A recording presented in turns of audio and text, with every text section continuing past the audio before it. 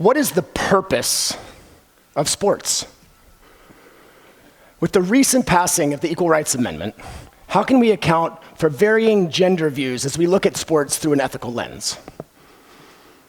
How do we account for transgendered persons under the banners of fairness and inclusiveness as regards sports? And with everything going on in the real world, famine, fire, war, should we really be discussing sports and issues within sports? So I've been a lifelong athlete, and a writer and a philosophy teacher. And it's my position here that I want to discuss the following: that sports and the field of play, counter to what you might think, is the best philosophy classroom. Because these 4 questions I began with were actually questions given to me by callers. Just recently, last week, I was on an NPR talk show in New York, and the topic we were discussing was the sign stealing issue currently going on in Major League Baseball. And yet, as you see, it was a great catalyst for getting at really big picture philosophical discussions. So for 20 years now, I have been writing books. I've written 4 books and multiple articles, all with the hope of welcoming people into, engaging people in philosophical discourse. I've written a novel and a college textbook focused on film and a book on bumper stickers, and I realized that the best answer was actually right under my nose. Because we've got a captive audience, 45 million children playing youth sports, countless more involved in sports in different arenas, and then millions upon millions of sports fans. And captive here being the key. Because as any good teacher will tell you, regardless of the subject matter, first need to get students emotionally, and then the learning happens. Because what I want to do, I want to come into my philosophy class and say, class, today we're going to discuss establishing a deontological framework based on metaphysical notions of dualism and naturalism. Goodness. Eyes glaze over, right? And as my own wife coaches me during my writing and preparing for talks, she says, try to avoid all those annoying terms that you love so much. But instead, if I come into class and say, class, today we're going to discuss Deflategate or flopping in soccer or the current Major League Baseball sign stealing scandal, what happens is the students erupt organically. And what they're doing philosophy. They're talking about terms, abstract concepts like justice and fairness and obligation, and they may not be using those words, but that's not what's important, right? They're probably saying something like, oh, he got pwned, this guy got trolled, he's a cheap shot. But what they're doing is they're doing philosophy. So about halfway through my interview on NPR, the host, Allison, very thoughtfully said, so, Mr. Bowen, it sounds like you're using sports as a philosophy and ethics delivery system, which is exactly correct. Now, there's a double-edged sword that goes into this emotional concept of sports, because on the one hand, right, we are told by manners experts at dinner parties, avoid talking about any big picture issues involving politics, morality, religion, ethical issues. And so philosophers don't get invited to many dinner parties. But with sports, it's different, right? Because we're told this by manners experts because what we do when we make up and develop these big picture conclusions, they come from a place of emotion, right? Current neuroscience meets this out. We first emote our conclusion. And then only after the fact, in this post hoc manner, come back in and plug in reasons why. So it makes it very difficult to have real civil discourse. But sports circumvents this problem in 3 ways. First, when you're talking about sports, you're not only allowed to, but you're expected to be emotional. That's what it means to be a sports fan, a fanatic. To be a fanatic is to approach something with zeal, right? Uncritical zeal. So emotions are allowed and expected. Secondly, typically when we're discussing these big picture issues and someone attacks our position, they're such core issues that it feels like an attack on our identity. But when we're talking about sports, we're just talking about sports, right? And that attack goes away, which connects to the third point, that sports by its very nature has a sense of playfulness to it, right? There's this lightheartedness. We're just talking about sports, and it allows us to get at otherwise dodgy issues, right? Race, gender, class, all of these things that come up in real life. And so now we've created this safe space. We're just talking about sports. Our identity's not under attack, and we're allowed to be emotional. And this then sets the stage for us to have real big picture discussions with students, my own athletes, and at the dinner table. So there are so many examples to choose from. I've selected just 5, and what I want to do looking forward here is to look at 5 issues in sports that allow us to get at really big picture, somewhat abstract philosophical issues. So first, moralization gap. Again, I come into class, hello students, welcome to philosophy. Today we're going to discuss the moralization gap. Eyes glaze over, they become very interested in what's going on below the table. But instead, if I come into class and say, class, today we're discussing Deflategate. Now, if you weren't paying attention to the news cycle about 6 years ago, the New England Patriots changed the PSI, the pressure of the footballs, and then inserted them into and out of the game accordingly to suit their favor. They were caught doing this, clearly against the rules, fined $1 million. This is an easy one. Philosophically, it's not even interesting. It was illegal, it was unethical, unless you ask a New England Patriots fan. And what they do is give you some version of the following. It's not that big a deal, everyone does it, it's part of the game, if you're not cheating, you're not trying. There's this rationalization. So they rationalized this, and they even started, within 3 days, over 1,000 people came together on a crowdfunding site to donate money to the New England Patriots. Again, of all the things to donate money to, let's help the New England Patriots pay for their $1 million fine for cheating. And this is how the human brain works. We support the in-group, we condemn the out-group. You've all seen this, and you felt it when you're on the freeway and you're in a long lineup, waiting to get off the freeway in traffic, and someone zips along and cuts off. You say, oh, what an unethical jerk. But then 2 days later, here you are, zipping along, courtesy wave. I'm a good person.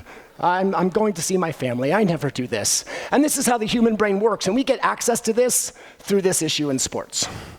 So next we get to Aristotelian virtue ethics. In short, that being a good person means that being a person of good character and virtuous, not following a set of rules, but having good character. And we can get at this through the following sports issue. As I was preparing for this talk and finishing my latest book, I was invited to a brunch party. So, invited to a brunch party. Not a dinner party, but I got the invite to the brunch party. And at this party, right, the host, Sarah, said, oh yeah, like the Miami Dolphins who are currently tanking in the NFL. Now, I should say allegedly tanking, because that's not my area of expertise. But this issue of intentionally losing games allows us to get into talking about character. Because at certain points throughout a season, for example, in professional leagues, if you realize that you're no longer having a chance to make the playoffs, typically the worse you do, the better draft pick. It really is a motivation to lose. And there's really no better example of intentional losing than the 2012 Olympic badminton tournament. At this tournament, 2 doubles teams realized late in the tournament that it's in their best interests to lose this match. They would be playing a team they believed to be much easier to beat and then have a much easier path to the gold medal match. And so, both teams hitting the birdie into the ground repeatedly, no rally longer than 4. The crowd is booing, and they're ejected from the Olympic Games for failing to give best efforts under the banner of the Olympic oath. So, the character here is called into question, because here we have 2 teams striving, and we have this question of character, because competition, the roots of competition are to strive together. And now we question the character of teams who are striving together to not give their best. Now, in defense of them, some commentators have said, but wait, haven't they used best efforts under the banner of the rules to do everything they could strategically to get to the gold medal match? And as a philosopher, I get to ask that question and then leave it with you to figure out on your own. Because next, we get to completely turn the tables on this whole question of ethics and look at deontology. Deontology, in short, discover ethical rules and principles, and adhere to them. Probably the most well-known deontologist, Immanuel Kant, though there are many. So sport is, in my mind, the best place to look at this, because on the one hand, we have this spectrum. On the one hand, we have the hand of God, Diego Maradona essentially throwing the ball into the goal to win the semifinals by a goal. Clearly unethical. It intentionally breaks a rule deceptively to get an advantage. Clearly unethical, unless, of course, you're a fan of Argentina, Moralization Gap. And on the other side of the spectrum, because when breaking rules and how that relates to strategy, we have also in the Olympics the Fosbury flop, an entirely new way of going over the bar that no one had thought of. And he won by games. Broke no rule, no intent, no deception, clearly ethically allowable and good strategy. So now that we have these standards set, this is where philosophers thrive here in the gray area, and sport is rife with gray area in this area. So I want to go to an example that came up when I was in high school, and I can remember watching this with my parents and discussing this with my mother. The George Brett pine tar incident. Here's the story. George Brett is up to bat for the Kansas City Royals, 2 outs, 9th inning, so 1 out remaining, they're down by a run, hits a home run, 2-run home run, puts the Royals up by a run. Now, there's a rule in baseball. There was a rule in baseball, a clear-cut rule. A batter may only have a certain amount of pine tar, that dark substance you see on the bat. Now, it should be noted, pine tar confers no advantage. It's not like having extra pine tar helps you hit a ball. So George Brett hits the home run, goes to the dugout. The Yankees manager comes out and says, that's an illegal bat. They measure it. Clearly too much pine tar. But again, no intent here, no advantage gained, but broke a rule.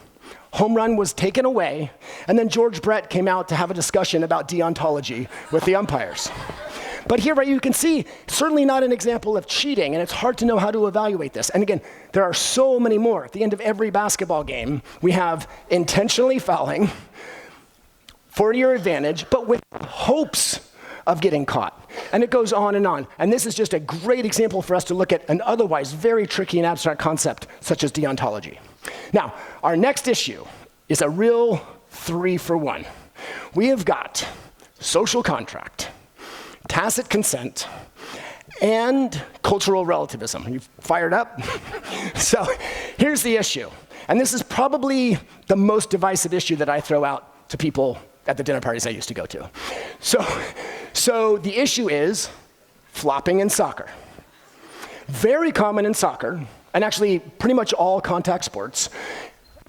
Offensive player has the balls, dribbling. Defender is ensuing. The offensive player goes down to the ground, seemingly writhing in immense pain. Penalty kick is awarded. We see in the slow motion replay, the player was literally not touched.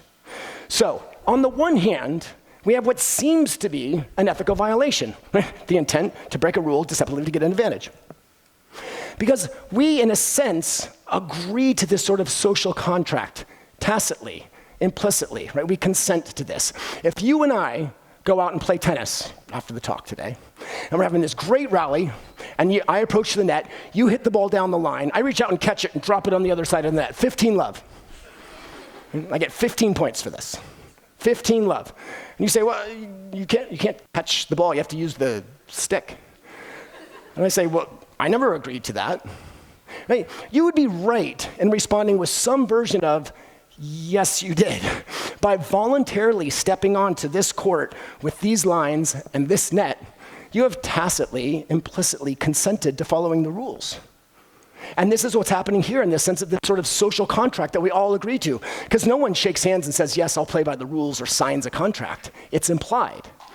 But on the other side, we have the cultural relativists, which is typically not a very strong argument. But typically, those steeped in the tradition of soccer come in and say, but wait a minute, philosopher guy, this is actually how the sport is played. Right? The sport of soccer and all sports are human-made constructs. We assign meaning to these lines on the ground and these rectangles that we erected, and This is how the game is played. They actually, many of them consider it a skill of soccer to earn fouls in this manner. Now, the problem here being, like my 5-year-old daughter, Ellie Sue, she knows the following is not a good defense of behavior. Everyone else is doing it. And yet, this seems to carry some real weight in the institution of sport.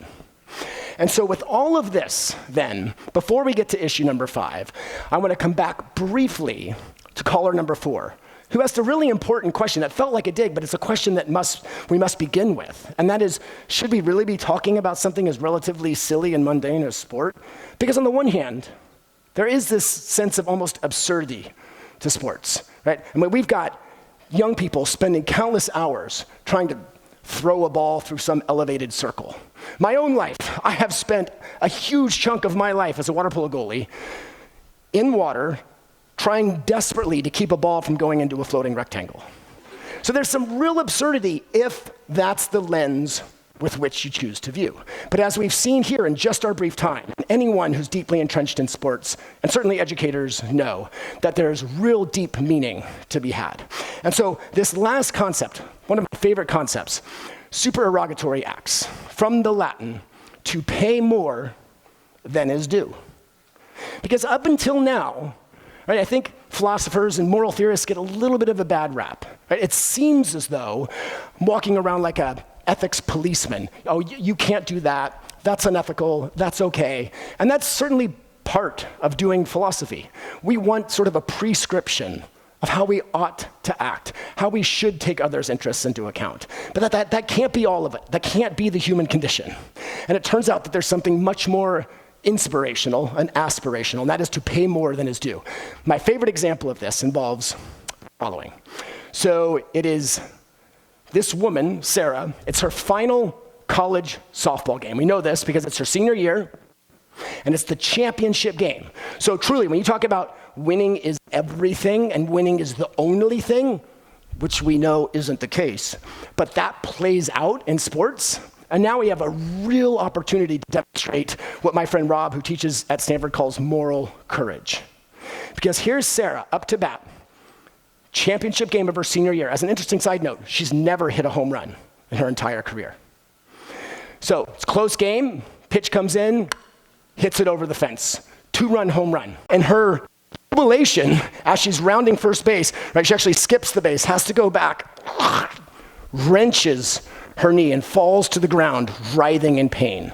Now, 2 relevant rules come up here in baseball and softball. First, after you hit a home run, you actually don't get the run until you go around and touch the 4 bases. And secondly, no one on your team is ever allowed to aid or even touch you as you're rounding the bases, otherwise you're considered out. So there she is, writhing in pain on the ground, her teammates standing by, looking, not able to touch her. 2 of her opponents go to the umpire, have a brief conversation, come over to Sarah, and create a seat out of their hands. And they walk her around, touching her healthy foot to every base. I literally get the chills every time I tell this story. To pay more than is due. And when I ask my class and my own athletes, because we watch this video, I say, how does that make you feel? It's always these really big virtues and values, right? That they feel this sense of honor. As one of my students recently said, it compels me to be more righteous. And one student said perfectly, it gives me the warm fuzzies. So all of this to be said now that we've seen through this lens, that sport truly does provide this amazing opportunity to delve deeper into philosophy, to make the sporting experience richer, to make our lives outside of sports richer. And I wanted to quote Plato and tweak it just a little bit, because Plato once wrote of Socrates, "The unexamined life is not worth living."